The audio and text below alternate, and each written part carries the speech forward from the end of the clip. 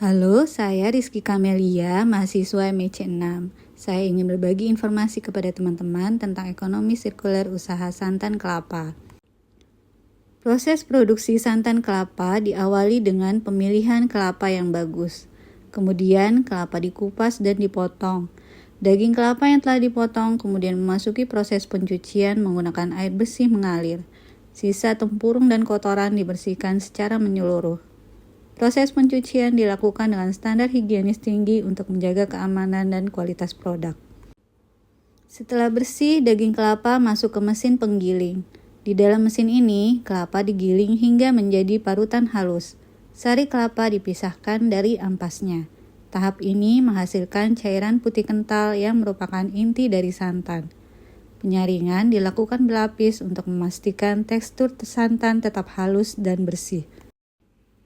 Hasil akhir dari proses ini adalah santan murni berkualitas tinggi.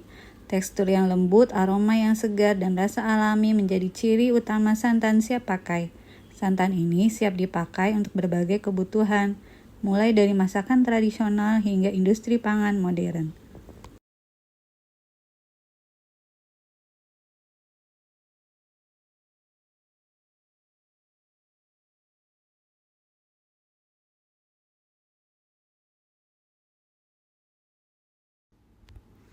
Sisa limbah kelapa yang ada setelah produksi santan dapat dimanfaatkan kembali menjadi produk yang bernilai. Contohnya sabut kelapa ini. Sabut kelapa diolah menjadi coco fiber dan kokopit dengan menggunakan mesin. Kokopit berguna sebagai media tanam.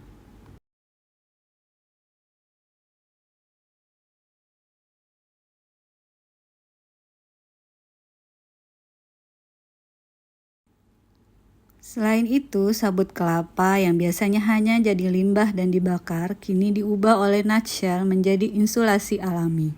Kulit kelapa sendiri secara alami memiliki kemampuan untuk melindungi air kelapa di dalamnya dari lingkungan panas.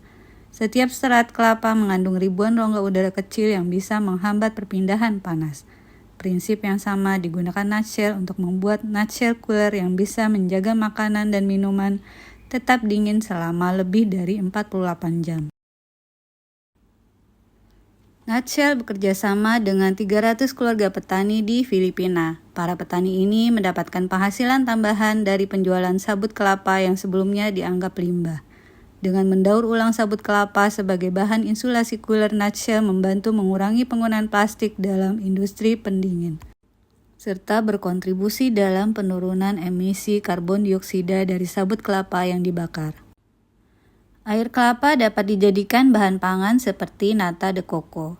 Air kelapa difermentasi dengan menggunakan bakteri Acetobacter-Psyllinum yang didiamkan beberapa hari hingga menghasilkan nata de coco.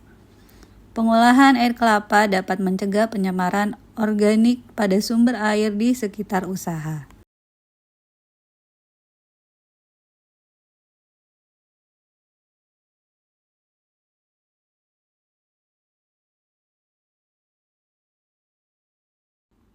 Limbah kelapa yang lain yaitu tempurung kelapa dapat diolah menjadi karbon aktif berpori mikro yang mampu menyerap bau dan zat berbahaya di udara.